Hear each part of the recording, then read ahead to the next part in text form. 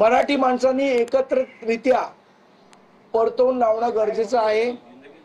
या भूमिकेतनं सन्माननीय राजसाहेबांनी पुढाकार घेऊन काल संजय राऊतांशी चर्चा केली आणि त्यानंतर त्यांचं असं म्हणणं होतं की 6 तारखेला आषाढी एकादशी आहे, वारीचं सगळं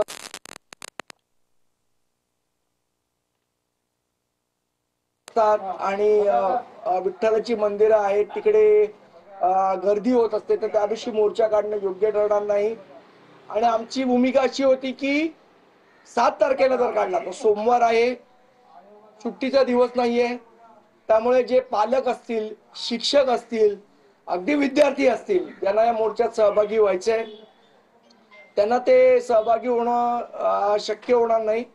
त्यामुळे सर्वानुमते ही 5 तारीख ठरली आणि त्याप्रमाणे सर्व राजकीय पक्ष, सर्व कलाकार, सर्व साहित्यिक या मोर्चामध्ये सहभागी होतील। मराठी माणसाची ताकद ही काय आहे आणि मराठी भाषेवर जर आक्रमण करायचा तुम्ही प्रयत्न केलात तर मराठी माणूस कशा पद्धतीने ते परतवून लावतील हे देशाला हा संदेश जाणं गरजेचं होतं आणि त्या दृष्टीने हा 5 तारखेचा मोर्चा होणार आहे आणि त्या दृष्टीने हे एक सकारात्मक पाऊल आहे असं मी मानतो। काल राजसाहेबांनी म्हटलं होतं की मला बघायचं आहे की मोर्चामध्ये आमच्या कोण येते आणि कोण येत नाही। तुम्ही 5 तारखेचं ठरवलं, त्यांनी 7 तारखेचं ठरवलं होतं। रात्रीमध्ये काही मोठ्या घडामोडी घडल्या का? मन की बात झाली का त्यात?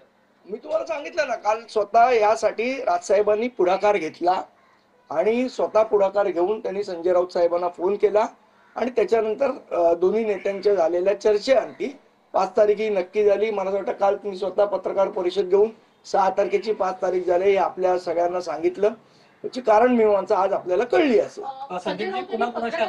संपर्क झालेला आहे, कोणकोणते पक्ष? आम्ही सगळ्या राजकीय पक्षांची संपर्क साधणार आहोत।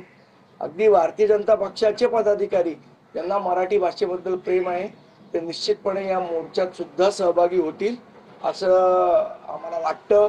शिंदे सेनेचे असतील, सगळे राजकीय पक्ष जे जे मराठी म्हणून मराठी भाषेवर प्रेम करणारे आहेत त्या सगळ्या संघटना, सगळे राजकीय पक्ष या मोर्चात सहभागी होतील।